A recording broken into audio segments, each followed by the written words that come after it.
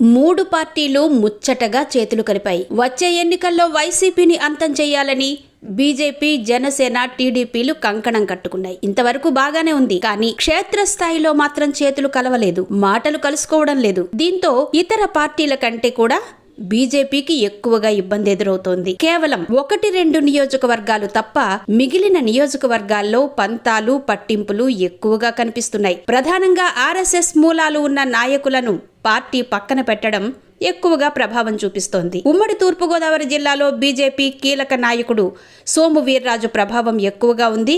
కాపులకు ఆయన మిత్రుడనే పేరు తెచ్చుకున్నారు. వారికి ఏం చేశారు, ఏం చెయ్యలేదు అనే విషయాన్ని పక్కన పెడితే ప్రస్తుతం సోము వీర్రాజుకు టికెట్ ఇవ్వలేదన్న ఆవేదన అయితే తూర్పులో కనిపిస్తోంది. ఇదే ఆవేదన ఇక్కడి నుంచి ఎంపీగా పోటీ చేస్తున్న బీజేపీ రాష్ట్ర చీఫ్ పురంధేశ్వరి ఉరఫ్ చిన్నమ్మపై పడింది. తాజాగా ఆమె రాజమండ్రిలో నిర్వహించిన ఆత్మీయ సమావేశానికి కీలక బీజేపీ నేతలు ఎవ్వరూ రాలేదు. వచ్చిన వారిలోనూ 2-3 తప్ప మిగిలిన వారు కనిపించి హాజరు వేయించుకుని వెళ్లిపోయారు. ఇక టీడీపీ నాయకులు హాజరైనా ముక్తసరిగా ఉండిపోయారు. మరోవైపు సమన్వయ లోపం కారణమో ఉద్దేశపూర్వకంగా చేశారో తెలియదు కానీ పురంధేశ్వరి సమావేశానికి ఏర్పాటు చేసిన ఫ్లెక్సీల్లో టీడీపీ ఎన్నికల గుర్తును వేయడం వదిలేశారు. ఇక చంద్రబాబు ఫోటోను కూడా చిన్నదిగా ముద్రించారు.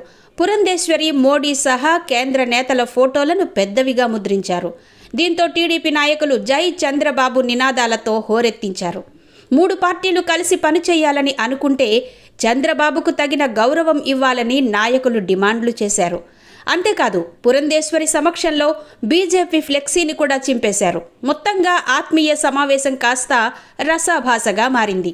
మరి ఎన్నికలకు 30 రోజుల ముందే ఇలాంటి పరిస్థితి ఉంటే ఎన్నికల రోజు మాటేంటి అనేది $1 మిలియన్ ప్రశ్న.